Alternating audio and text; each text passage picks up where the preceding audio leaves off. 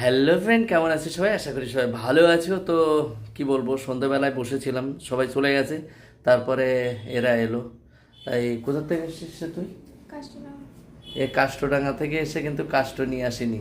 পিছনে এর ভাই আছে ওইটা, আর ওইটা আছে কে, কি নাম? আমার নাম হাসান।